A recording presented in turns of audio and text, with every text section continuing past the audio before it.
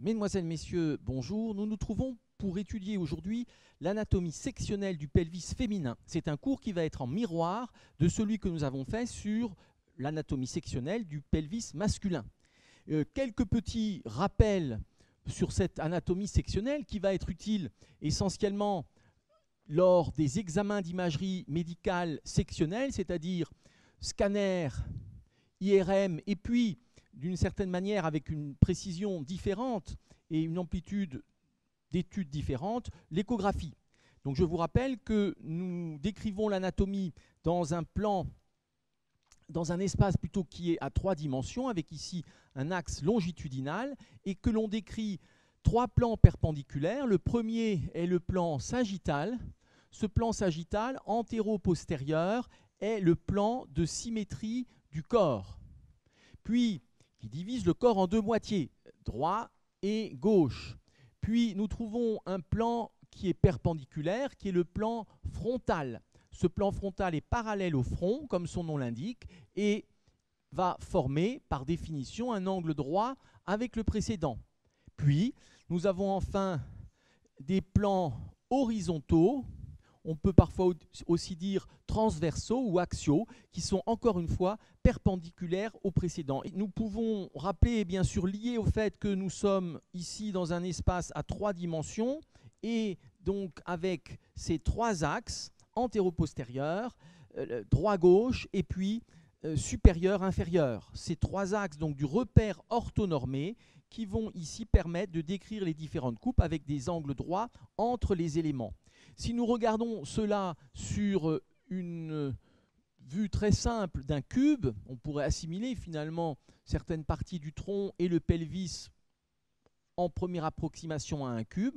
Eh bien, nous aurons effectivement les différentes coupes possibles qui vont nous permettre de comprendre les rapports antéro-postérieurs, de comprendre les rapports latéraux, droit et gauche, et de comprendre les rapports supérieurs et les rapports inférieurs.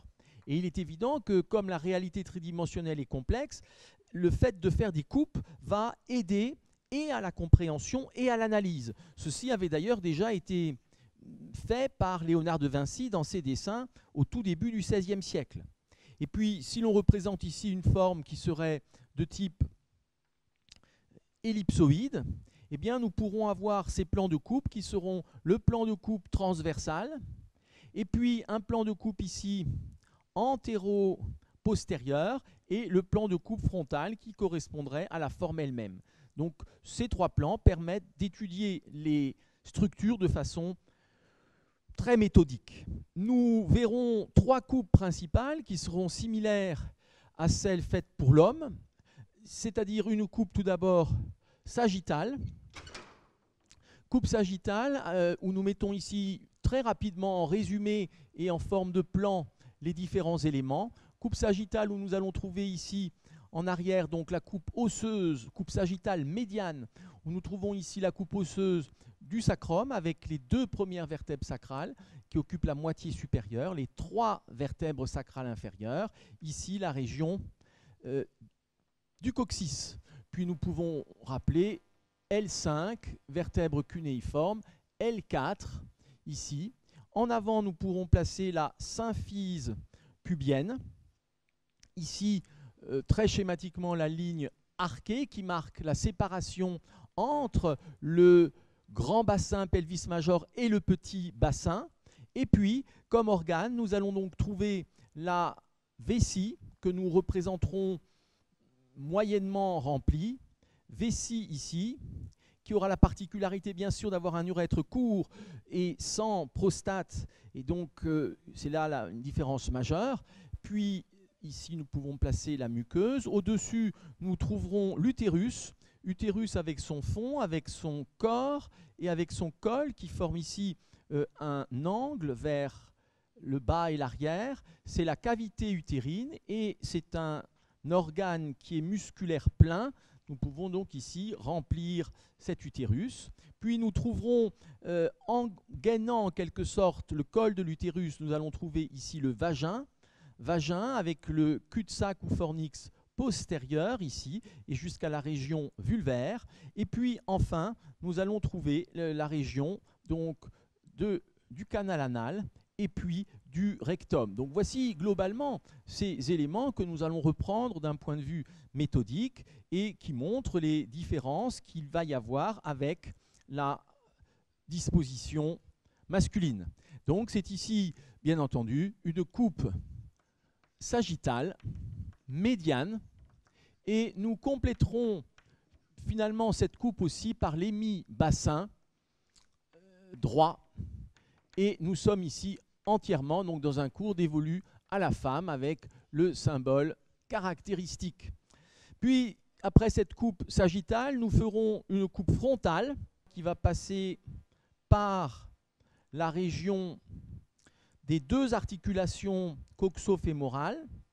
Donc j'irai là de façon très simple, schématique au départ, nous y reviendrons, où nous trouverons ici la crête iliaque, puis les contours de l'os iliaque, et je simplifie ici les parois, depuis la crête iliaque vers le haut. Puis nous arrivons ici sur le foramen obturatum et les branches ischiopubiennes. Donc ce sont des coupes bien sûr que nous avons faites lors des différents organes, mais que nous reprenons ici volontairement de manière isolée et systématique. Les crêtes iliaques ici viendront se projeter au niveau de L4. Et comme organe, nous allons trouver eh bien, la vessie que nous représenterons à nouveau de façon relativement remplie. Si elle était vide, ce serait un organe musculaire sans cavité. Puis nous allons trouver en dessous le vagin. Pourquoi nous le voyons comme ça sur une coupe frontale? Parce qu'il est oblique vers l'avant. Et donc nous le voyons ici coupé seulement en partie. Il remonte ensuite derrière vers le col de l'utérus, petite lèvre, grande lèvre, le vagin. Au-dessus, nous allons trouver ici l'utérus, le corps de l'utérus. À ce niveau, la cavité utérine est relativement aplatie. Et c'est ici de nouveau donc un organe plein que l'utérus. Voici donc pour cette coupe qui est une coupe frontale, passant par les articulations sacro-iliaques, comme nous le reverrons, puisque nous allons faire ces coupes en entier. Puis nous ferons une coupe qui sera une coupe horizontale, qui passera par les articulations coxo-fémorales de chaque côté. Nous le redirons, c'est la partie la plus étroite de l'os coxal, que nous voyons ici très schématiquement sur ces premières vues, avec la partie antérieure ici de l'os et la partie postérieure de l'os coxal qui est coupée. Vers l'arrière, nous aurons ici la région du coccyx. Vers l'avant, la paroi abdominale avec la terminaison des droits de l'abdomen. Et dans la cavité ici, eh bien, nous allons trouver la vessie en avant. Puis, suivant le niveau, le col, à ce niveau, ce sera le col vésical avec un canal cervical qui est circulaire. Et en arrière, nous allons trouver le rectum ou la jonction entre le sigmoïde et le rectum, donc utérus. Donc voilà cette série d'organes, c'est dans l'ordre vessie ou urètre, vagin, utérus, utérus qui peut être en arrière ou au-dessus, et puis en arrière, c'est bien sûr le rectum. Et c'est ici une coupe horizontale, ou on pourrait dire aussi transversale ou axiale. Un os coxal en vue latérale, où nous aurons ici l'aile iliaque, puis nous aurons la région de l'acétabulum, donc cavité hémisphérique, avec les parties articulaires, les cornes.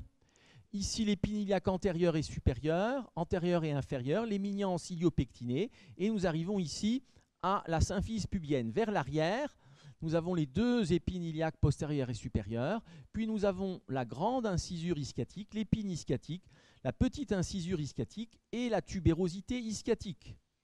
Et nous trouvons ici le foramen obturatum qui perfore la région ischiopubienne. Donc ici un os coxal en vue de profil. Et nous ferons donc une coupe frontale qui va passer ici par l'articulation coxo-fémorale et la coupe horizontale également. Et vous voyez qu'à ce niveau, eh bien, l'os coxal est le plus réduit. C'est beaucoup plus étendu au niveau de l'aile et au niveau de la branche ischiopubienne. Pour la coupe sagittale, ça ne pose pas de problème. Nous allons varier un petit peu le style de construction. Ça va être finalement très similaire à ce que nous avons fait chez l'homme. Le but étant de pouvoir décrire de façon systématique les différents éléments pour ensuite les analyser sur des scanners, sur des IRM. Je vous rappelle que longtemps, le scanner a été constitué de coupes successives et que secondairement, on reconstituait des coupes qui étaient horizontales ou axiales et que secondairement, on reconstituait des coupes frontales ou des coupes obliques, mais avec une mauvaise finalement résolution. Alors qu'aujourd'hui, on travaille en mode spiralé, c'est-à-dire non plus des coupes successives, mais des acquisitions de voxels et en continu, ce qui fait que, ayant cette acquisition dès le départ tridimensionnel, on a une grande facilité de reconstruire des coupes dans tous les plans de l'espace. C'est plus rapide et en plus, on peut facilement reconstruire les coupes. On peut ici juste éventuellement remplir ce qui est plein, ce qui est de l'os, ici l'utérus. Ici, nous pouvons remplir les vertèbres, on a déjà rempli l'utérus, et puis nous pouvons ici remplir l'os coxal, mais nous le redétaillerons plus tard. Et la branche ici ischiopubienne. Donc le but est de jongler un petit peu dans les trois plans de l'espace, et différence de style aujourd'hui, nous allons non pas faire 3 vues successives, mais nous allons les construire en parallèle, en prenant d'abord les parois du pelvis, puis ensuite en voyant les viscères du pelvis féminin, et enfin en voyant les rapports avec les régions pariétales et de la racine du membre. Nous allons commencer ici par une coupe qui sera une coupe sagittale. Coupe sagittale médiane, et qui nous conduira même à construire en fin de cours l'ensemble de l'hémibassin. Et nous sommes bien là, donc, chez la femme. Puis, nous construirons une deuxième coupe qui sera une coupe frontale, qui correspondra donc à cette coupe qui passe par les articulations coxo-fémorales, toujours ici chez la femme. Nous pouvons tout de suite mettre l'orientation. Si c'est une coupe sagittale médiane, nous aurons l'avant qui sera vers la droite et le haut vers le haut. Sur la coupe frontale, nous aurons droite et gauche. Donc nous aurons le haut vers le haut et la droite à droite. Et puis enfin, nous terminerons par une coupe horizontale. Coupe horizontale, on fera une petite variante un peu plus bas que les articulations coxo-fémorales, passant au niveau du foramen obturatum. Et ici, donc, toujours, nous sommes chez la femme. Et nous avons comme orientation, une orientation avec la tête derrière le tableau, les pieds vers vous. C'est l'orientation internationale que l'on utilise en imagerie, en scanner et en IRM. Ce qui fait que nous avons l'avant vers le haut du tableau et nous avons la droite vers la gauche du tableau. Donc, tête derrière et pieds devant. Donc c'est un très bon exercice aussi de construire ces coupes en parallèle. Ça veut dire qu'il faut avoir 3 feuilles, mais on se concentre chaque fois sur l'ensemble des mêmes structures. Sur cette coupe sagittale médiane, nous la connaissons bien sûr très bien pour l'avoir fait de très nombreuses fois. C'est la coupe la plus classique que l'on fait au niveau du pelvis. Nous trouvons vers l'arrière ici la coupe du sacrum avec 5 vertèbres fusionnées chez l'adulte. Les 2 premières S1, S2 vont correspondre à peu près à la moitié supérieure du sacrum, alors que les vertèbres S3, S4, S5 occupent la moitié inférieure. Puis, nous allons trouver en dessous le coccyx, qui est assez variable, avec en général 2 pièces osseuses chez l'adulte. Nous pourrons placer au-dessus la vertèbre L5. L5, qui est appelée vertèbre cunéiforme, spécifique de l'espèce humaine liée à l'apparition de la lordose lombaire. Puis au-dessus, nous avons ici L4. L4 et L5 avec du tissu spongieux. Ce sont des os courts comme nous le savons. Vers l'arrière, c'est le canal vertébral avec ici les processus épineux de L4, processus épineux de L5, processus épineux que l'on peut sentir sous la peau, même si ce ne sont pas les plus faciles à repérer. Puis nous trouvons le canal sacral, limité en arrière par la fusion des processus épineux des 4 premières vertèbres sacrales, S1 à S4, avec cette crête sacrale médiane qui présente des reliefs successifs, 4 reliefs successifs. Puis nous allons pouvoir placer vers l'avant la région de la symphyse pubienne, qui est oblique, à peu près, on va mettre ici à 30 degrés sur l'horizontale, symphyse pubienne, les régions articulaires qui seront ici des symphyses, ce sont les disques intervertébraux, disques intervertébraux L4, L5 et L5, S1, et vous savez que ces disques intervertébraux sont ceux qui sont exposés au plus de contraintes et donc les plus sujets aux hernies discales, avec ici donc ce nucleus pulposus qui peut venir se répandre vers l'arrière et comprimer des éléments nerveux. Et puis ici, nous serions sur la symphyse pubienne et j'évoque simplement ici la structure également en bulbe d'oignon classique et le nucleus pulposus au centre. Mais c'est ici juste une évocation. Nous pouvons placer la région de la ligne oblique qui, effectivement, comme son nom l'indique, va être oblique vers le bas et vers l'avant, qui est donc très haute en arrière et toute très proche de la symphyse et qui marque la limite entre la cavité abdominale proprement dite, grand bassin, et le pelvis, petit bassin. Vous voyez donc que la hauteur du pelvis est plus importante en arrière qu'en avant, puisque cette ligne en marque la limite, et nous y reviendrons à plusieurs reprises. Donc voici ces éléments dont nous avons ici besoin d'un point de vue osseux. Nous pouvons également évoquer, et nous le remplirons plus tard, nous pouvons évoquer ici l'aile iliaque, qui va aller jusqu'à l'épine iliaque antérieure et supérieure, qui est dans un même plan frontal que l'épine du pubis. Je l'évoque simplement pour l'instant, nous remplirons les éléments ensuite, et puis la région postérieure de l'aile iliaque, et ici le bord antérieur de l'os. Nous allons maintenant voir ce qu'il en est sur la coupe frontale. Sur cette coupe frontale, nous remplirons surtout une hémicoupe, ce n'est pas la peine de faire la totalité des deux côtés, mais nous amorcerons quand même les aspects de symétrie, où nous allons trouver d'un point de vue osseux les parois du bassin que nous connaissons, c'est-à-dire nous allons trouver ici la région de la crête iliaque, puis ce sera la région de la fosse iliaque interne. Nous sommes assez postérieurs ici, ce qui fait que la ligne oblique est assez haut située. En avant, elle serait plus bas située. Donc on a l'impression que la fosse iliaque interne ici est finalement relativement peu développée. Puis nous trouvons ici une face relativement plane, la surface quadrilatère, qui correspond à la partie interne de l'os coxal. Puis nous allons arriver vers le bas au niveau du foramen obturatum et pouvoir placer ici la branche ischiopubienne. Donc coupe frontale ici de l'os coxal, ce sont des éléments que nous connaissons. Nous pouvons évoquer le côté opposé avec ici la branche ischiopubienne du côté opposé et puis la crête iliaque, la fosse iliaque interne, le détroit supérieur, ligne oblique, et puis ici la partie qui nous mène à la région supérieure du foramen obturatum.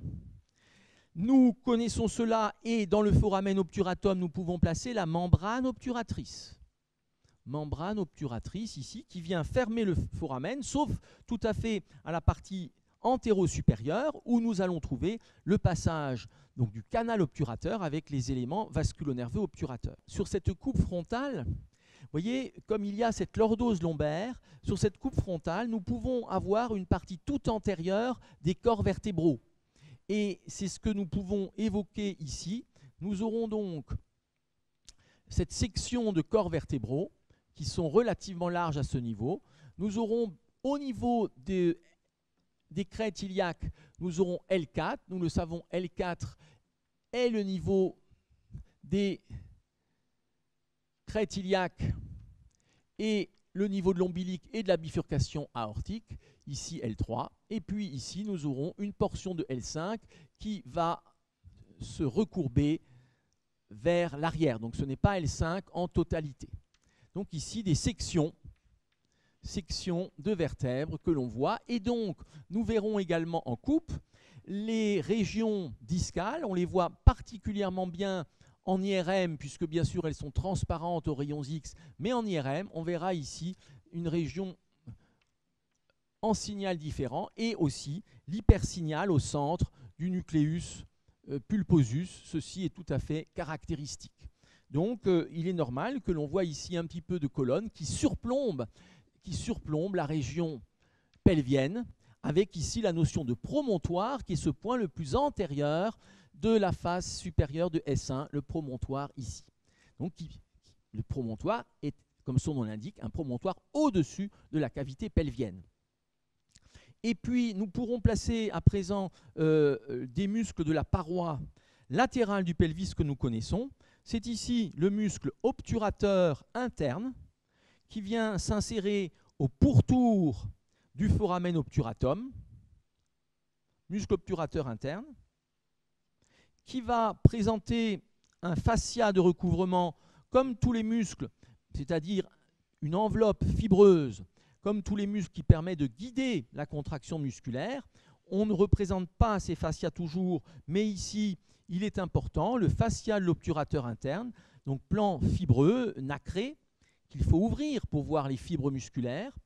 Et nous savons qu'il y a à peu près à mi-hauteur l'arcade du muscle élévateur de l'anus, muscle élévateur ani, qui est une arcade fibreuse, arcade tendineuse, qui va venir servir pour l'insertion du muscle élévateur ani, du muscle élévateur de l'anus, que nous avons étudié bien sûr par ailleurs.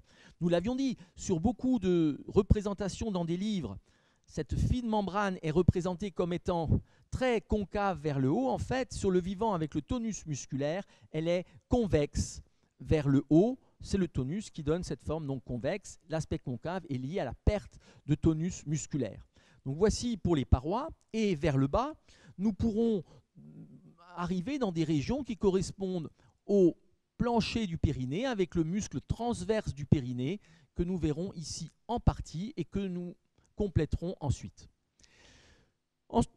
Poursuivons cette logique avec tout d'abord les os et nous allons pouvoir placer ici cette coupe horizontale qui va passer, nous l'avons dit, par les articulations coxofémorales, ce qui fait que nous allons trouver à ce niveau la région la plus rétrécie de l'os coxal, comme nous le reverrons. Nous verrons les parties de la hanche tout à l'heure. Voici ici cet os coxal avec sa face interne, médiale, qui est presque lisse ici et qui vient former la surface quadrilatère. Nous sommes ici entre l'aile iliaque et la partie ischiopubienne. C'est le niveau du moyeu de l'hélice en comparaison, puisqu'il y a un aspect hélicoïdal. C'est le niveau du centre de torsion de l'hélice. Et voici ici l'os coxal du côté gauche, donc du côté opposé, et que nous compléterons donc tout à l'heure avec les parties latérales.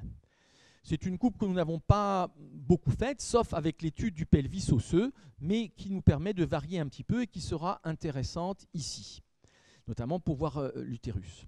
Nous pouvons représenter au point de vue osseux sur les côtés et vers l'arrière, nous pourrons représenter ici le coccyx, que voici, et en position et longueur variable, coccyx. Donc voici les parois d'un point de vue osseux, et nous allons trouver le muscle obturateur interne, c'est la partie toute haute ici du muscle obturateur interne, qui vient tapisser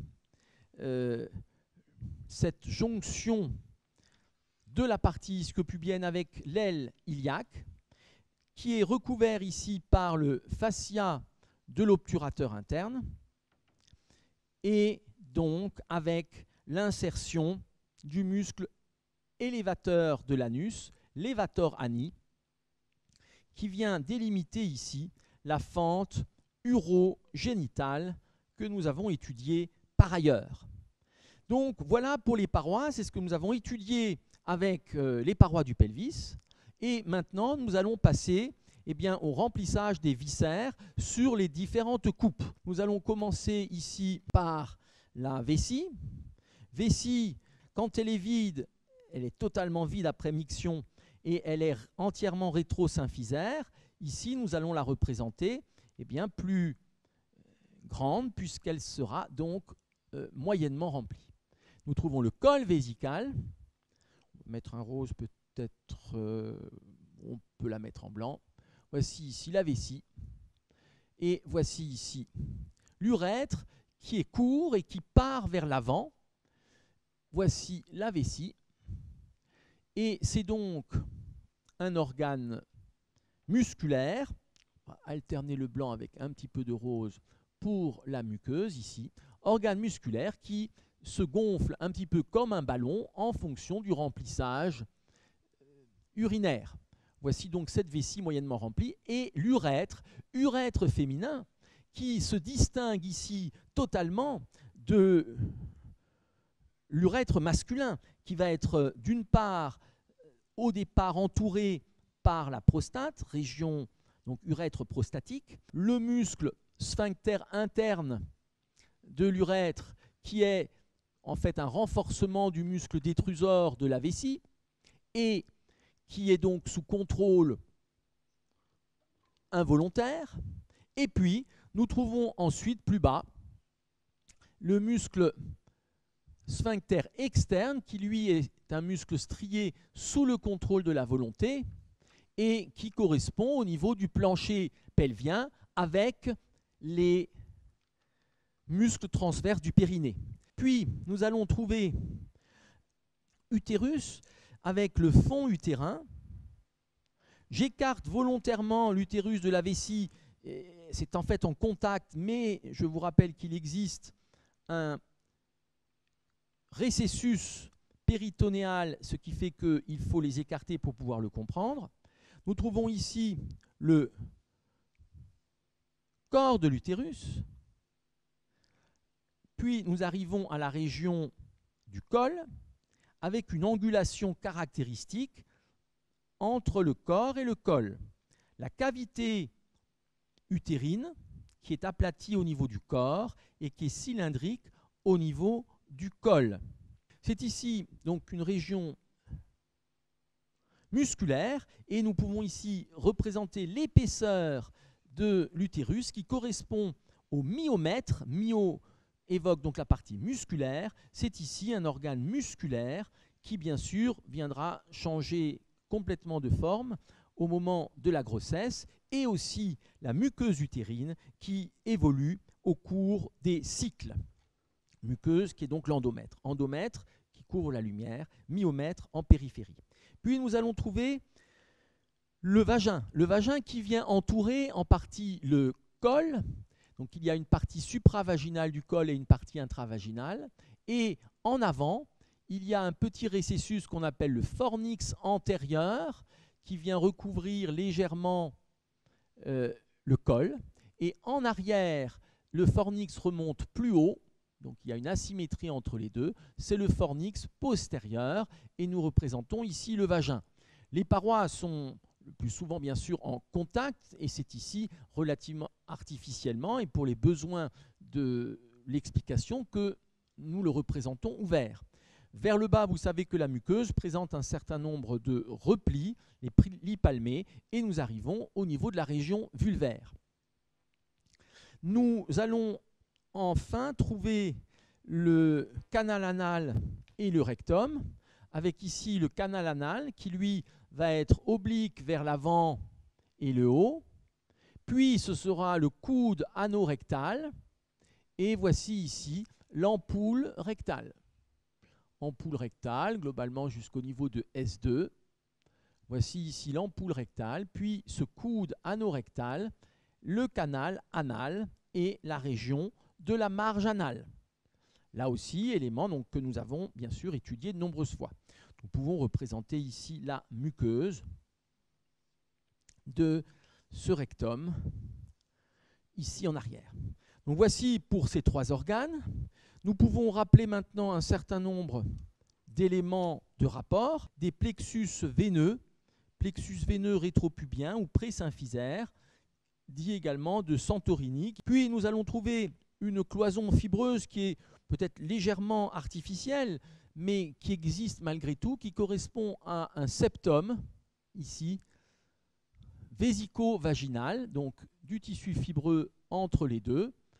C'est un tissu fibreux qui recouvre à la fois la vessie et à la fois le vagin. Et puis, nous trouvons un septum recto-vaginal qui va avoir la particularité de rejoindre le corps central du périnée ou noyau central du périnée, qui est cette zone fibreuse médiane qui est un point de convergence à la fois de fascia mais aussi d'insertion de muscles comme le muscle transverse du périnée. Le muscle sphincter du rectum, sphincter du canal anal ici, donc avec l'interférence ou l'interjonction entre le sphincter interne et le sphincter externe, sphincter interne qui est d'ordre de contrôle inconscient et le sphincter externe strié qui est lui sous le contrôle de la volonté comme tous les muscles striés. Nous en avons vu le détail. Vers l'arrière, nous avons ici le ligament anococcygien qui vient retenir en quelque sorte l'ensemble du plancher. Et puis, nous allons trouver les différents fascias de surface, périnéales, ici, superficielles, qui englobent le tout. Nous allons maintenant replacer ces éléments ici sur la coupe frontale. Donc, c'est très simple. Nous allons pouvoir placer la vessie que nous remplirons à nouveau de manière relativement peu marquée, c'est-à-dire remplissage moyen. Voici la vessie sur cette coupe frontale. Encore une fois, si elle était vide, c'est une simple boule musculaire sans cavité liquidienne. La cavité existe par le remplissage. Voici cette vessie relativement peu remplie avec la muqueuse vésicale qui est plus ou moins plissée. Plus la vessie est remplie, moins elle est plissée. Puis nous allons trouver au-dessus la coupe de l'utérus. Coupe de l'utérus, ici, nous serons au niveau du corps, donc un aspect relativement aplati. Et là aussi, volontairement, je laisse un espace dégagé pour pouvoir placer le péritoine. Et voici ici la cavité utérine, l'épaisseur qui est le myomètre et la muqueuse utérine qui est vraiment juste contre la cavité, qui change d'épaisseur suivant les moments du cycle, en tout cas entre la puberté et la ménopause. Utérus. Comme il y a ici une obliquité et de l'utérus et du vagin, vous voyez que le vagin vient vers l'avant. Quand on fait cette coupe frontale ici, nous allons tomber sur le vagin, mais simplement sur une portion du vagin. Donc ici, nous pouvons placer le vagin avec les parties hautes qui correspondraient au début des fornix. Voici ici le vagin. Et puis, il va nous mener aux petites lèvres et grandes lèvres. Vagin, ici, petites lèvres et grandes lèvres. Ce sera la jonction avec la région périnéale, nous le reverrons. Et ici, c'est quelques replis caractéristiques de la muqueuse du vagin. Nous pouvons ici prolonger vers les côtés du vagin, prolonger le muscle transverse du périnée. Donc, voilà cette succession sur cette coupe frontale des différents éléments. Sur cette coupe horizontale, nous allons trouver en avant la vessie. Vessie que nous représenterons là aussi remplie de façon moyenne. Voici la vessie. Vessie antérieure, rétrosymphysaire, mais ici on est au-dessus de la symphyse, elle serait vers vous. Donc nous sommes là dans un aspect qui est rempli, c'est lorsqu'elle est vide qu'elle est rétrosymphysaire. Voici la vessie. Puis en arrière, nous allons trouver le col vésical, puisqu'il y a un angle, on vient retrouver une partie de l'utérus en arrière de la vessie. Voici le col de l'utérus avec donc le myomètre. C'est un organe plein avec une toute petite cavité qui vient bien sûr augmenter de taille au moment de la grossesse. Nous avons le rectum en arrière ici, rectum, et ce sera même à ce niveau quasiment la jonction, c'est pour ça que je mets un petit peu d'asymétrie, avec le côlon sigmoïde. Voici ici le rectum, donc en arrière. Nous pouvons retrouver l'existence d'un certain nombre de cloisons fibreuses. Nous allons retrouver ici cette cloison fibreuse vésico-utérine, mais surtout plus bas, qui est vésico-vaginale. Puis nous trouvons ici cette cloison frontale qui est entre l'utérus et le rectum. C'est le septum recto-vaginal qui permettent donc de délimiter plusieurs loges, ce qui sera utile en chirurgie lors d'exérèse des différents organes pelviens. Nous avons ici des limites qui, bien sûr, lorsqu'elles sont franchies par les différents processus, vont amener des difficultés chirurgicales pour enlever l'organe. Par exemple, cancer de l'utérus qui serait envahissant. Ici, donc en avant, ces veines pré-vésicales ou rétropubiennes, branche de l'artère iliaque interne. Donc, branche de l'artère iliaque interne, anciennement hypogastrique, c'est artère utérine, artère rectale, artère vésicale, artère vaginale. Donc, je mets ici ces différentes branches qui proviennent de l'artère iliaque interne, anciennement artère hypogastrique, et il y a très souvent 2 veines par artère et un aspect plexueux, plexiforme de ces veines. Nous pouvons ici placer également ces éléments vasculo-nerveux avec d'une part des artères. Nous pourrions placer ici la région de l'artère utérine par exemple, artère ici vésicale. Compléter cette vue en évoquant la paroi, nous y reviendrons. Cette paroi donc sera ici représentée par la ligne blanche sur la ligne médiane et nous avons l'ombilic qui se projette au niveau de L4. Le péritoine que je mets donc en vert clair, on pourrait le mettre d'une autre couleur, va d'abord tapisser ici la paroi. Donc péritoine qui tapisse ici la paroi, puis qui à la région suprapubienne vient s'écarter, formant ici une zone subpéritonéale, puis vient passer à la face supérieure de la vessie. Donc c'est accolé à la vessie, c'est ce qu'on appelle la séreuse de la vessie, d'un point de vue histologique, c'est accolé donc à la vessie, et vient s'engager ici un récessus qui est vésico-utérin, récessus qui fait qu'il y a une ligne de réflexion ici du péritoine qui vient ensuite tapisser l'utérus, donc c'est pareil, c'est accolé au myomètre. Puis nous allons avoir en arrière un récessus qu'on appelle aussi excavation qui est recto-utérin et qui correspond ici à la partie la plus déclive de la cavité abdominale et qui est la région appelée cul-de-sac de Douglas. C'est une région donc qui, lorsque l'on est debout, mais aussi lorsque l'on est couché, va être la première à être remplie de liquide. Donc même si vous avez un tout petit épanchement péritonéal, vous allez en avoir à ce niveau-là. Lorsque l'on est couché, comme il existe cette lordose lombale, lorsque l'on est couché, ici nous aurions la lordose lombale, la syphose thoracique, ici la région donc, de la tête, ici le sacrum, eh bien, nous allons avoir deux endroits d'éclive. Nous aurons ici le cul-de-sac de Douglas et nous aurons plus haut la région ici qui est l'espace interhépatorénal de Morrison.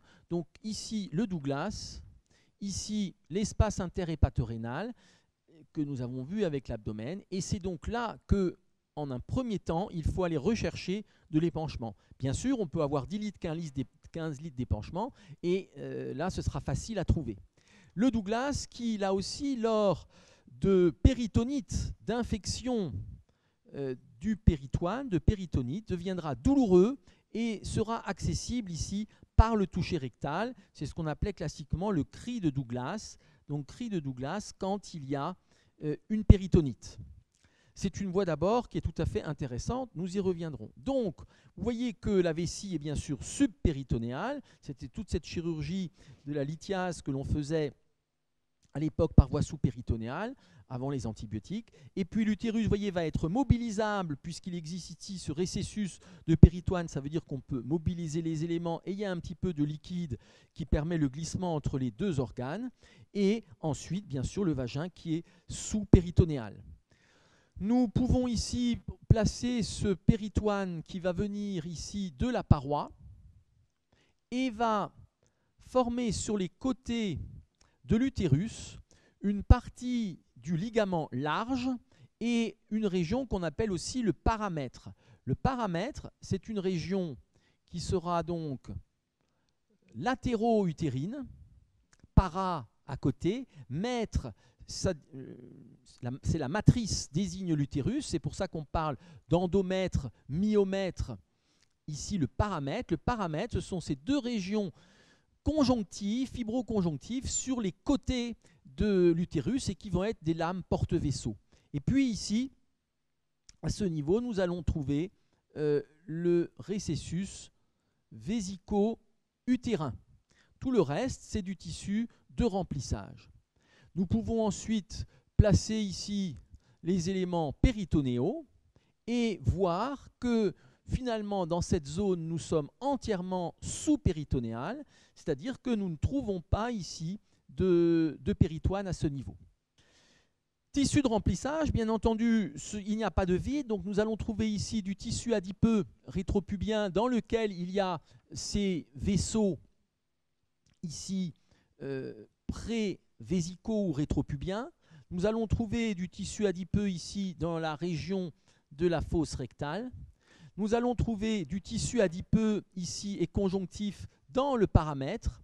Et c'est bien par là qu'arrivent les artères utérines et les différents éléments vasculo-nerveux. C'est ici aussi, bien entendu, l'existence de lymphatiques qui vont drainer utérus et vessie. Donc, nous trouvons là les petits filets nerveux également qui proviennent du plexus hypogastrique qui est en arrière. Donc ici, ce tissu de remplissage adipeux et conjonctif. Il n'y a jamais de vide, bien sûr. Et nous retrouvons cela sur cette vue. Nous trouvons notamment bien du tissu ici adipeux dans la loge rectale. Dans cette loge rectale, sur le côté, nous trouvons la lame du plexus hypogastrique inférieur qui va envoyer ses branches aux organes pelviens, donc vessie et trompe et utérus.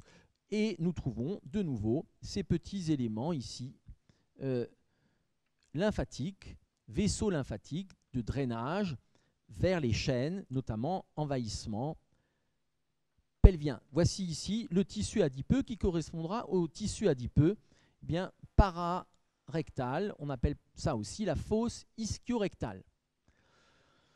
Voilà donc pour ces éléments. Et maintenant, nous allons compléter ces coupes, puisqu'en réalité, elles ne sont jamais isolées. Nous allons les compléter par les régions voisines et par les parois. Le muscle iliaque et le muscle psoas.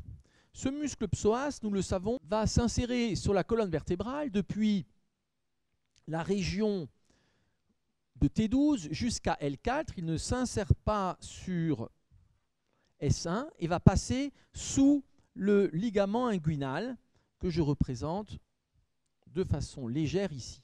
Voici ce muscle psoas qui forme donc ce fuseau musculaire qui vient se recourber au niveau du bord antérieur de l'os coxal, quasiment à angle droit, et glisse donc sur cet os par l'intermédiaire d'une bourse séreuse et vient se jeter ensuite sur son tendon, tendon qui se termine sur le petit trochanter, de manière commune avec le muscle iliaque que nous représentons maintenant. Le muscle iliaque, lui, est très différent. Ce n'est pas un fuseau musculaire, c'est un muscle en nappe. C'est une nappe triangulaire qui s'insère sur la fosse iliaque interne, cette région sous la crête iliaque et jusqu'à l'épine iliaque antérieure et supérieure, et qui va avoir une forme triangulaire avec une base sur l'insertion, et le sommet de cette nappe est au niveau de la terminaison sur le tendon commun avec le muscle psoas. Nous avons ici bien sûr des muscles qui sont engainés de fascia. Je ne le représente pas sur cette vue, nous le verrons sur d'autres vues. Voici donc ici ce premier élément. En élément de voisinage, nous allons retrouver ici donc ce muscle iliaque qui vient tapisser la fosse iliaque interne ici. Voilà le muscle iliaque en section, fosse iliaque interne, qui est recouvert par un fascia qui est le fascia iliaca. Puis nous allons le retrouver, on peut le mettre, l'évoquer du côté opposé. Nous n'avons pas complété les deux moitiés de façon similaire, mais on va le réévoquer ici. Et nous avons ensuite une section du muscle psoas qui vient ici être coupée, donc de façon frontale, puisque c'est une coupe frontale. Voici ici le muscle psoas qui part de la colonne et que nous sectionnons. Nous le voyons se diriger vers l'avant, le bas et le dehors, c'est-à-dire rejoindre le bord antérieur de l'os coxal. Voici ici le psoas qui est de chaque côté de la colonne, auban musculaire antérolatéral qui vient compléter les haubans musculaires postérolatéraux que sont les muscles érecteurs spinaux. Voici donc le muscle psoas qui se dirige vers son tendon de terminaison et vers le muscle iliaque, terminaison commune. Le fascia iliaca vient être à la fois un fascia ici du muscle psoas et commun au muscle iliaque. Fascia iliaca. Ceci explique les coulées qu'il peut y avoir, soit de sang dans un hématome rétropéritonéal, soit de pus ou de matériel caséeux dans les tuberculoses, par exemple osseuses, dans le mal de Pott, où nous pouvons trouver la coulée purulente depuis la colonne vertébrale jusqu'au niveau du trigone fémoral. Nous pouvons maintenant voir ce qu'il en est pour ces régions des vaisseaux en avant de L4, la terminaison de l'aorte qui vient se bifurquer ici en artère iliaque commune droite et artère iliaque commune gauche. Voici cette artère iliaque commune qui est en gros parallèle à la ligne oblique, c'est-à-dire au détroit supérieur.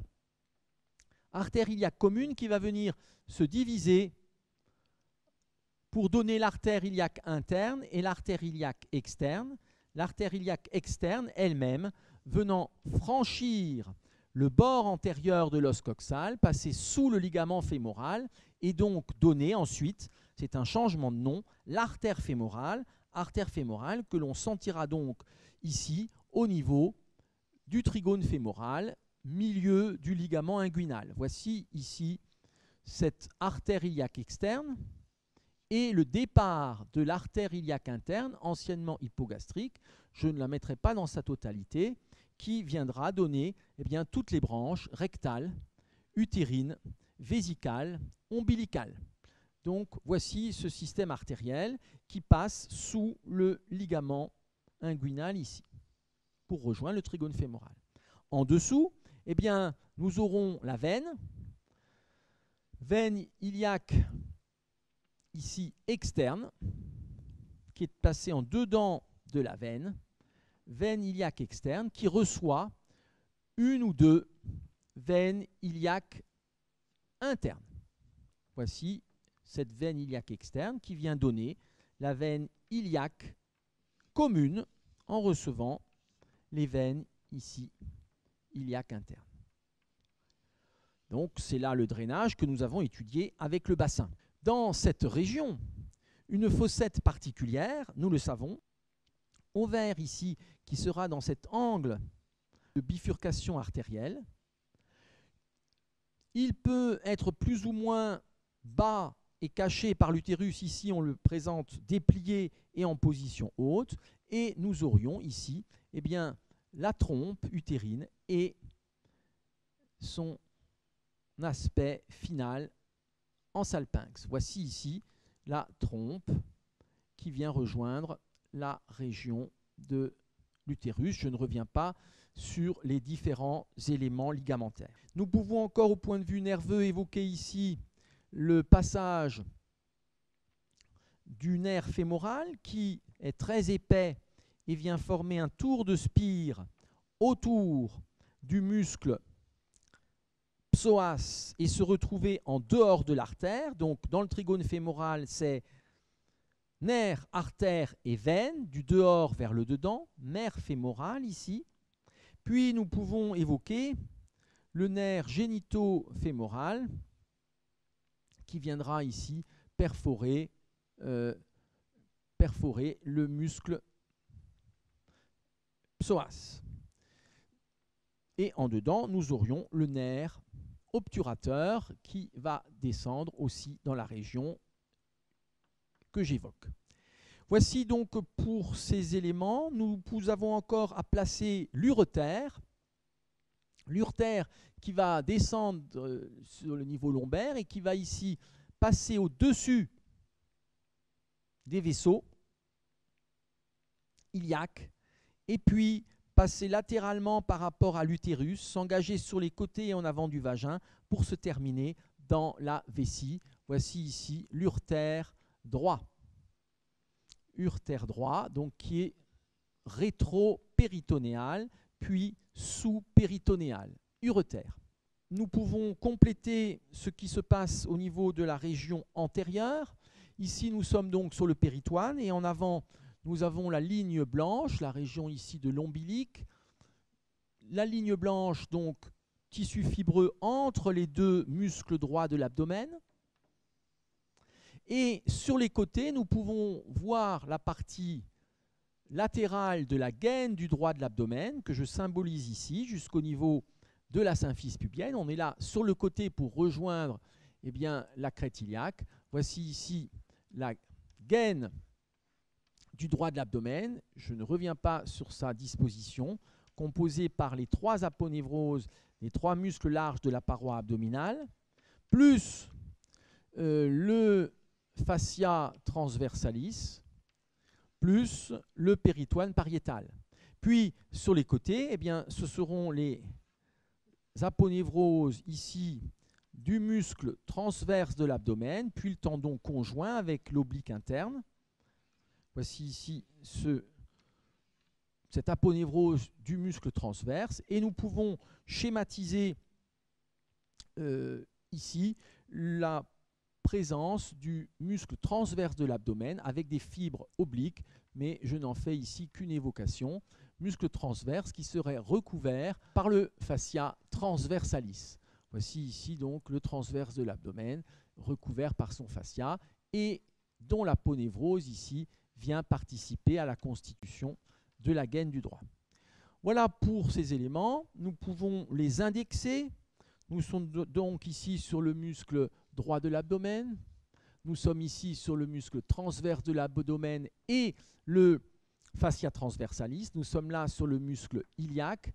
Nous sommes là sur le muscle psoas, L4, L5, S1, S5, coccyx, la symphyse, la vessie, l'utérus, le rectum, le vagin,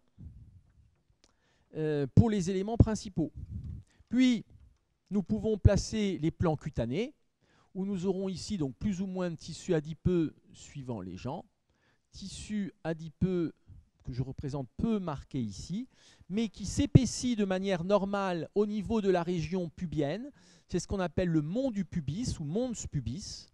Sous la symphyse pubienne ici, nous allons trouver attaché le clitoris, avec le genou ici du clitoris, donc organe constitué par les corps spongieux droit et gauche, qui est un organe donc érectile. Ici, nous sommes sur le mont du pubis, nous avons là le capuchon du clitoris, nous avons ici l'orifice externe de l'urètre, donc il faut savoir sonder et qui est au niveau vulvaire. Puis nous avons ici l'orifice vaginal. Nous sommes là sur les petites lèvres. Et puis nous sommes là sur les grandes lèvres. Vers l'arrière, nous allons arriver ici sur la région du canal anal, donc la jonction cutanée. Et vers l'arrière, nous avons ici la peau et le plan cutané glutéal, avec du tissu adipeux ici, plus ou moins marqué de remplissage, vers le bas pour compléter ici la membrane sacro-coccygienne. Nous pourrions placer ensuite la moelle, etc. Donc voilà globalement pour cette coupe qui est devenue finalement un hémibassin droit. Ici le tissu adipeux du mons pubis, et l'existence ici d'une pilosité sur la région. Si nous venons ici sur ces régions supérieures, nous allons trouver la section des artères ici et veines, des vaisseaux iliaques, communs ou externes. On va dire ici, sans doute déjà externes. Voici ici l'artère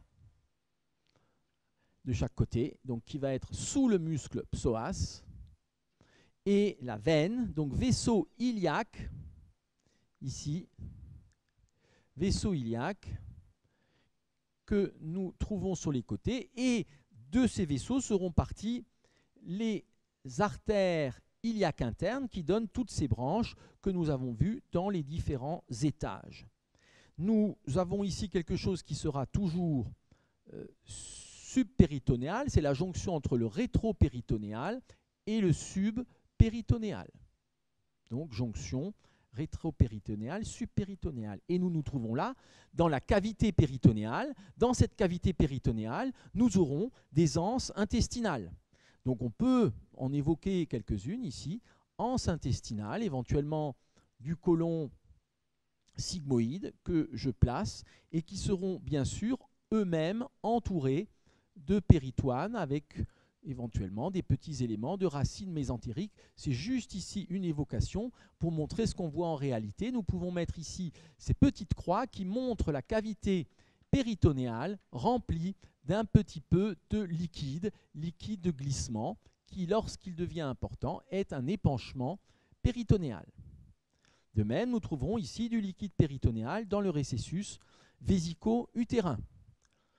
Nous trouvons sur les côtés, ici, du tissu adipeux, dans lequel on trouvera par exemple des branches nerveuses et veineuses. Tissu adipeux. Et dans cette fossette, donc, des éléments veineux, nerveux qui vont passer. Et nous allons trouver ici, sur les côtés, également du tissu adipeux. Ici, c'est un tissu adipeux qui est finalement un tissu adipeux rétropéritonéal. On est sur le côté du muscle psoas. Et dans ce tissu adipeux, plus haut, nous aurons la loge rénale et le rein. Donc, c'est le même élément. Comme il s'agit de tissu adipeux, c'est transparent au scanner, mais ce sera en hypersignal en IRM. Et donc, bien entendu, puisqu'il y a de la graisse ici en dedans et en dehors du psoas, le psoas va venir se dégager de façon très nette en IRM. Nous pouvons placer ensuite les 3 couches de muscles des parois de l'abdomen. Le muscle transverse de l'abdomen, qui vient ici s'insérer sur la crête iliaque. Puis nous trouvons la couche plus épaisse du muscle oblique interne de l'abdomen. Et enfin, de manière plus superficielle, nous trouvons la couche du muscle oblique externe de l'abdomen. Ces 3 couches musculaires classiques de la paroi abdominale avec des fascias. En dedans, c'est le fascia ici transversalis et en dehors, c'est le fascia superficialis. Donc ici, paroi abdominale. Nous pouvons de nouveau étiqueter un petit peu les différents éléments. Donc avec ici le muscle psoas, le muscle iliaque, le muscle obturateur interne, L5, L4, et je vous rappelle ici que le sommet de la crête iliaque, on peut le mettre de ce côté, le sommet de la crête iliaque, c'est L4, c'est-à-dire c'est l'ombilique et c'est la bifurcation de l'aorte abdominale en artère iliaque interne-externe. Nous trouvons ici, bien sûr, l'utérus, la vessie, ici le vagin avec le fornix, petite lèvre, grande lèvre, et c'est là la jonction avec le périnée et le pli fémoral, le départ ici de la cuisse. À ce niveau, bien entendu, jamais de vide, nous allons également retrouver du tissu adipeux qui est vascularisé. Voici pour ces éléments de complément. Et sur cette coupe, il n'y a non plus pas grand-chose à rajouter. Nous avons vu la paroi abdominale. En avant ici, nous allons avoir la partie toute terminale des muscles droits de l'abdomen, qui seront ici antérieurs. Il n'y a plus beaucoup de fibres musculaires, et c'est ici la jonction musculo-tendineuse qui vient se rejoindre en avant au niveau de la ligne blanche. Donc ici, on est sur les muscles droits de l'abdomen, rectus abdomini. Et maintenant, il nous reste à voir, puisque ce sont des vraies coupes, ce qui se passe sur le côté, c'est-à-dire la région des hanches. Nous allons commencer par ce qui est osseux et articulaire, et nous poursuivrons par ce qui est musculaire. C'est une gymnastique, bien entendu, qu'il faut pouvoir faire pour analyser notamment une IRM. Nous allons ici trouver la région de l'articulation coxo-fémorale. C'est une demi-sphère, mais sur une région frontale, nous allons trouver une partie articulaire que sur la partie supérieure de l'acétabulum. Je vous rappelle, si on fait une petite vue ici d'un acétabulum vu de face, on l'avait fait tout à l'heure. Donc ici, en vue latérale, c'est quelque chose qui est hémisphérique, mais nous trouvons une corne postérieure, une partie supérieure et une corne antérieure. Ce qui fait que lorsque l'on fait une coupe, ici donc vue latérale de l'acétabulum, nous n'avons une partie articulaire qu'à la partie haute. C'est ce que nous voyons ici. Donc le cartilage ici de l'acétabulum que nous voyons. Et en regard, nous allons trouver la tête fémorale qui est une portion de sphère qui va être recouverte de 2/3 de cartilage, on dit 2/3 de sphère pleine. Voici ici le cartilage de la tête fémorale, sauf au niveau de la fossette du ligament rond. Voilà ce cartilage ici sur une section, et puis la fossette ici du ligament rond. Ceci va nous mener à la jonction avec le col du fémur, puis c'est ici la diaphyse fémorale, col du fémur qui vient être oblique vers le bas et le dehors, c'est l'angle cervical, qui vient former aussi un angle avec la diaphyse, angle cervico-diaphysaire. Voici le grand trochanter et voici la diaphyse fémorale. grand trochanter, donc que l'on sent bien sous la peau. Et là, je vous rappelle cet angle cervico-fémoral. Nous pouvons représenter ici la corticale de la diaphyse fémorale, c'est-à-dire c'est quelque chose, un os très dense, qui sera donc très visible au scanner et qui sera noir en IRM. Et nous pouvons représenter ici les trabécules caractéristiques de l'os spongieux qui caractérise l'épiphyse, c'est-à-dire la tête, le col et le grand trochanter. Ces trabécules ont la particularité d'avoir un aspect ogival, comme l'on retrouve en architecture pour des ponts ou dans les arcs-boutants des cathédrales. Voici donc ces trabécules que l'on voit bien à la radio, qui sont même très importants à identifier et qui vont contenir des alvéoles. Je vous rappelle, un alvéole, c'est masculin. Alvéoles dans lesquels on trouve du tissu adipeux, ce qui fait que nous aurons au niveau de l'os spongieux, nous aurons ici un hypersignal. Il y a un hypersignal dans l'os spongieux, ainsi que dans la moelle osseuse que l'on trouve dans le canal diaphysaire. Si nous poursuivons la construction de l'os, nous avons maintenant la crête iliaque ici, et nous sommes sur la fosse iliaque externe.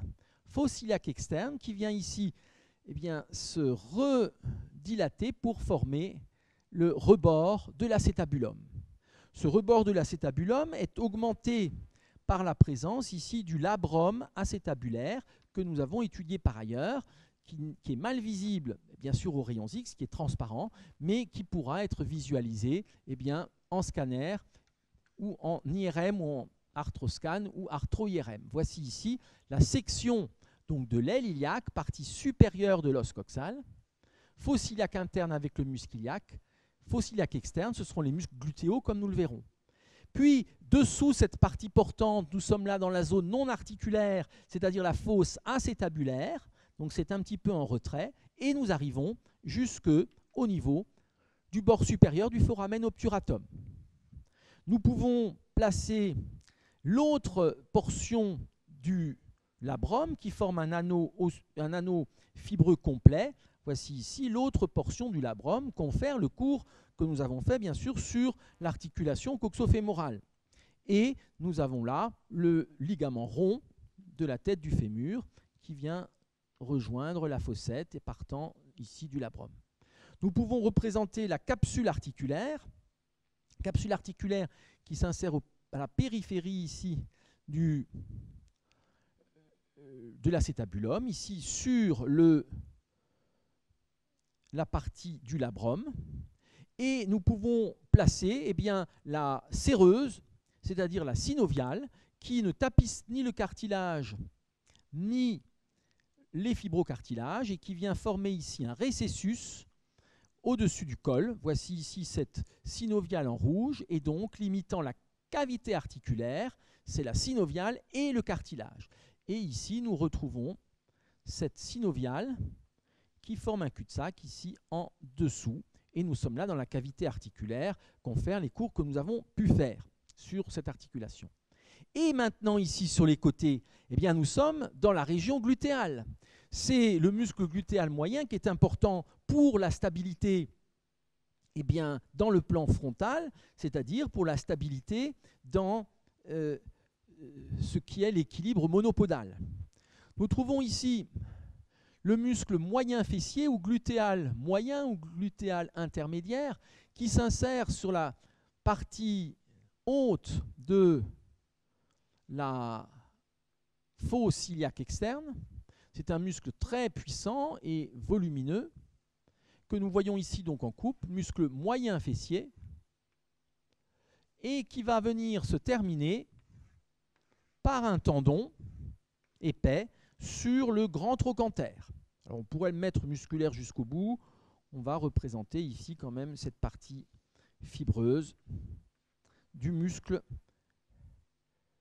ici, moyen fessier ou glutéal moyen. Moyen fessier qui est le plus superficiel, le grand fessier serait plus en arrière.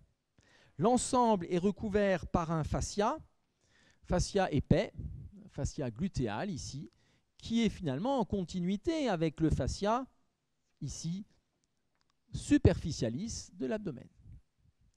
Puis en dessous Alors, il y aurait bien sûr aussi un fascia en dedans. Il y a des fascias partout, hein, mais je ne les représente pas systématiquement. En dessous, nous trouvons le muscle petit fessier ou glutéal mineur qui s'insère dans la partie restante sous la ligne semi-circulaire antérieure et que nous voyons donc ici.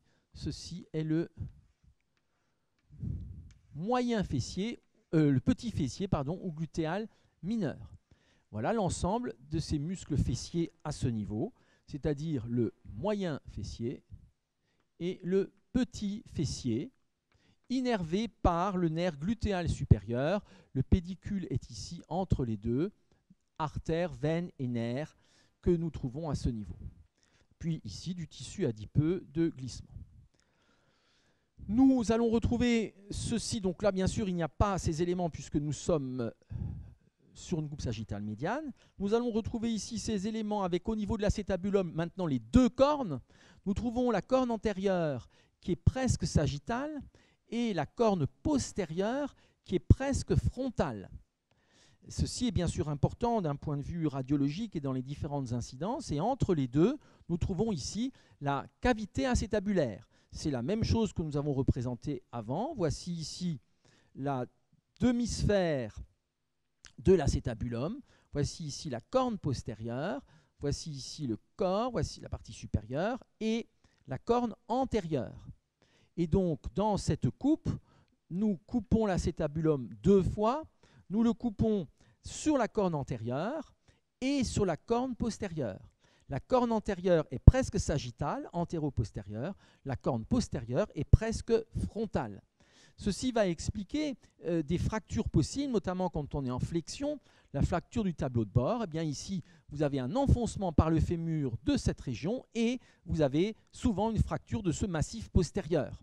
Éventuellement un enfoncement vers le pelvis. Puis, nous allons trouver ici la tête du fémur, que nous voyons là sur toute sa surface, recouverte de cartilage articulaire, sauf au niveau de la fossette du ligament rond que je représente ici.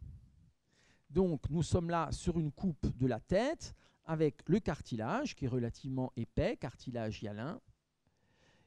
L'ensemble de la cavité est complété ici par le labrum articulaire qui vient donc augmenter la congruence, labrum articulaire que nous voyons ici en avant et en arrière, tissu fibreux qui peut donc facilement se déchirer, et dans la tête du fémur ici, eh bien, c'est de l'os spongieux qui sera en hypersignal puisqu'il y a des alvéoles avec du tissu adipeux de la moelle osseuse qui à ce stade est adipeuse. Nous avons ensuite ici sur le côté la section du grand trochanter, le sommet, l'apex du grand trochanter. Ceci, vous voyez, si nous prenons ici cette coupe, nous sommes au-dessus du col, nous sommes bien dans la tête ici, et nous passons par l'apex ici du grand trochanter. Ce qui fait que nous aurons ici une capsule qui sera placée autour de la tête, ici comme une fronde. Bien sûr, nous écartons toujours les éléments. Voici la capsule articulaire coxofémorale et nous pouvons placer la synoviale, ici, synoviale qui vient tapisser cette capsule et tapisser le ligament rond qui part ici de la fosse acétabulaire. Autour, il y aura bien sûr des éléments de glissement. Si nous regardons les muscles glutéaux que nous avons déjà évoqués, donc on pourrait bien sûr on pourrait mettre un petit peu la même chose de l'autre côté, avec ici la corne antérieure, le fond acétabulaire, la corne postérieure, et voici ici l'évocation du côté opposé, simplement pour avoir ces aspects de compréhension plus globale.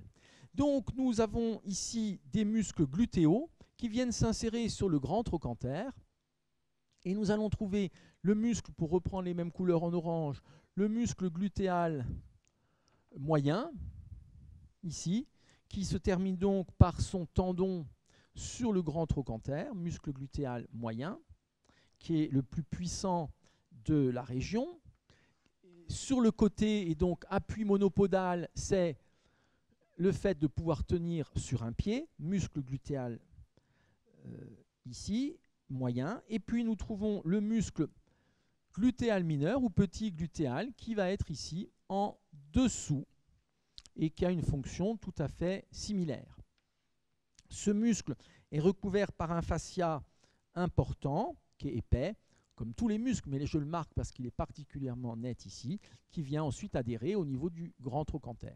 Puis, comme autre muscle fessier, nous avons le moyen, le petit, et bien nous allons avoir le grand fessier. Je vais chercher quelques craies. Il faut du violet.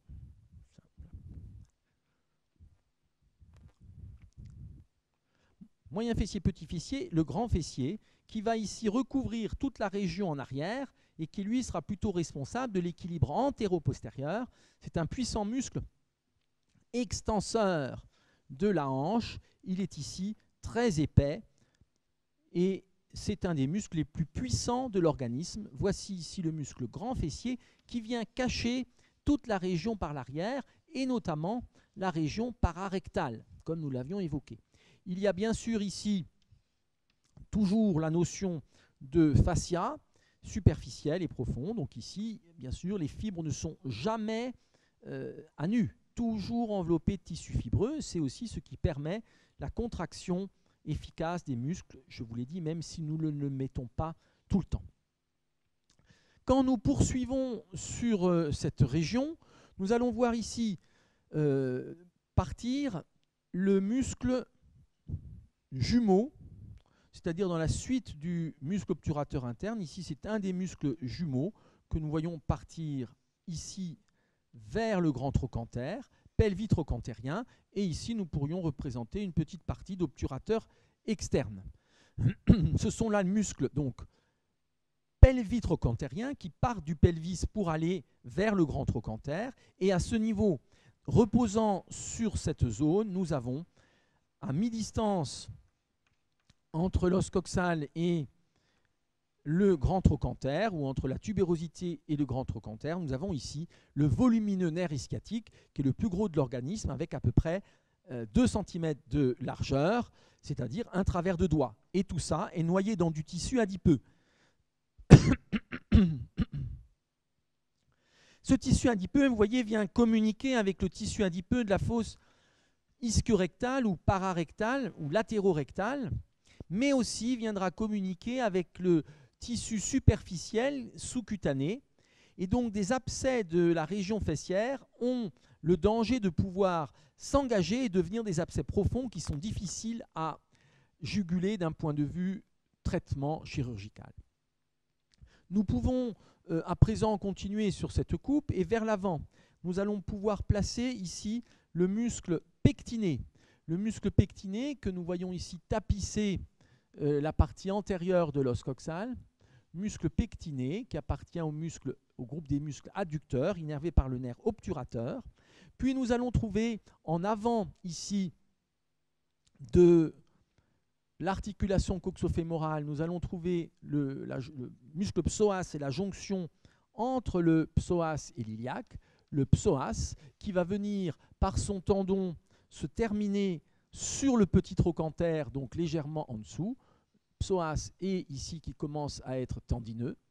Nous trouvons plus latéralement le muscle droit antérieur, droit fémoral, donc une des 4 portions du quadriceps. Puis nous allons trouver ensuite vers l'avant, ici, le muscle sartorius qui va former un ruban musculaire qui est un dédoublement du fascia superficiel, muscle sartorius ici, et nous le voyons dans ce dédoublement du fascia. Fascia iliaca, le fascia du muscle iliopsoas, dédoublement du fascia superficiel qui englobe ici, qui vient englober ici le muscle sartorius. Et nous sommes là donc dans les parois du trigone fémoral avec ici le fascia superficiel qui va ensuite passer en avant du mont du pubis. Nous pouvons placer comme dernier muscle le muscle tenseur du fascia lata qui est tout fin ici et qu'on verrait sur le côté, muscle tenseur du fascia lata qui, comme son nom l'indique, va tendre le fascia lata. Le fascia lata, c'est le fascia latéral de la cuisse que nous voyons ici. Donc il y a une continuité, vous voyez, de l'ensemble de ces plans fibreux superficiels et subcutanés. Nous pouvons ensuite évoquer ici eh bien, les régions antérieures, qui bien sûr ne seront pas vides. C'est ici la graisse pré-rectale, au sens des droits de l'abdomen, rectus abdominis, la partie haute du mont du pubis, et la graisse du trigone fémoral. Nous sommes ici donc dans le trigone fémoral qui va être centré par l'artère fémorale, volumineuse artère, environ 9 mm de diamètre. C'est là où on va sentir le pouls fémoral. Bien sûr, une blessure, comme elle est très superficielle sous le fascia, va être relativement grave et dramatique. Il faut faire un point de compression à ce niveau. En dedans, nous trouvons la veine avec des parois plus irrégulières, puisque l'artère a une paroi musculaire et va garder une lumière ouverte, alors que la veine a une paroi fibreuse. Et puis, vers le dehors, ici, tributaire en général donc du fascia iliaca, nous trouvons ici le muscle, le nerf fémoral qui va donner ces multiples branches. Vers le dedans, nous trouverons également des petits éléments lymphatiques. Donc, voici ici ce trigone fémoral avec du dehors vers le dedans, nerf fémoral, artère fémorale, veine fémorale. L'artère est au milieu du ligament inguinal et c'est là où on peut d'une part palper le pouls, faire le point de compression ou faire des ponctions artérielles. Il nous reste donc à placer le plan cutané que nous allons représenter avec plus ou moins de tissu adipeux. Voici ce plan cutané superficiel avec la région du mont du pubis, la partie latérale, trochantérienne, et puis en général chez la femme, un tissu adipeux glutéal qui est plus développé, puisqu'il y a un dimorphisme sexuel qui est tout à fait normal. Il n'est pas normal d'exiger pour une femme le même profil de bassin et de hanche et de cuisse que pour l'homme. Là, c'est tout le problème de publicité qui apporte des normes qui deviennent même des dictates. Voici ici donc l'ensemble de cette coupe horizontale transversale. Il nous reste maintenant à terminer sur cette coupe par les différents éléments musculaires qui restent. Nous avons vu le muscle obturateur interne ici. Eh bien, de l'autre côté de la membrane obturatrice, nous avons le muscle obturateur externe, qui est aussi un des muscles pelvi-trochantériens. Et il va s'orienter vers le haut, le dehors et l'arrière, comme nous l'avons vu avec l'étude de ces régions. Nous sommes là dans la région obturatrice, muscle obturateur externe qui va passer derrière le col du fémur et se terminer sur le grand trochanter. Puis en dessous, nous allons trouver l'origine des muscles quadriceps. Ce sera ici le vaste latéral, recouvert par le fascia lata, fascia de la cuisse, en continuité avec les fascias précédents, fascia lata. Puis nous allons trouver le muscle vaste interne, ici. Puis nous allons trouver une portion du muscle gracile qui vient former ce ruban musculaire le long du bord médial de la cuisse. Bien entendu, ce sont des vues un petit peu de l'esprit, donc qui sont en partie schématiques. Et nous trouvons ici la grande masse musculaire du muscle grand adducteur qui forme une nappe de type frontal et que nous voyons ici placé muscle grand adducteur. De toute façon, en dedans du fémur, nous sommes bien sur la loge des adducteurs. Donc voici ces différentes régions musculaires qui permettent de compléter l'ensemble que nous avons vu. Et je mets ici une couleur un petit peu intermédiaire de type orange et violacé. Donc voici ces régions musculaires et nous retrouvons ici un très bel aspect rayonnant de muscles qui partent en rayon et qui permettent la coaptation de la hanche, qui seront soit des muscles abducteurs au-dessus, soit des muscles adducteurs en dessous, et la flexion-extension se faisant par le muscle psoas. Nous pouvons ici terminer par un petit étiquetage, donc avec ici l'obturateur externe, ici le muscle vaste latéral qui appartient au quadriceps, le vaste médial, autre chef du quadriceps, ici le muscle grand adducteur, ici le muscle gracile, transverse du périnée, petite lèvre, grande lèvre, la région périnéale. Toujours du remplissage par du tissu adipeux dans lesquels nous trouvons les petits vaisseaux articulaires, musculaires et des éléments nerveux. Nous pouvons terminer ici cet étiquetage également avec donc ici le muscle moyen fessier, ici le muscle petit fessier, ici le muscle sartorius, ici le tenseur du fascia lata, ici le muscle iliopsoas, ici le muscle pectiné, ici le muscle droit fémoral, ici l'obturateur interne, ici on est à la jonction avec les muscles jumeaux, ici c'est le nerf ischiatique, le muscle grand fessier, le muscle lévateur ani, élévateur de l'anus, la vessie, l'utérus, le rectum, et là, le grand trochanter. Voilà pour ces coups. Vous voyez que nous avons procédé différemment, mais nous arrivons au même résultat. Et bien sûr, ce qui est important dans la mémorisation en anatomie, c'est de comprendre que ces trois coupes sont la représentation d'une même réalité tridimensionnelle. Il ne s'agit pas d'apprendre trois coupes séparées, mais bien de comprendre les structures et de pouvoir les couper. Et ceci est bien sûr une application directe avec ce que vous verrez quotidiennement et tous les jours en imagerie sectionnelle, c'est-à-dire en scanner et en IRM. Je vous remercie pour votre attention.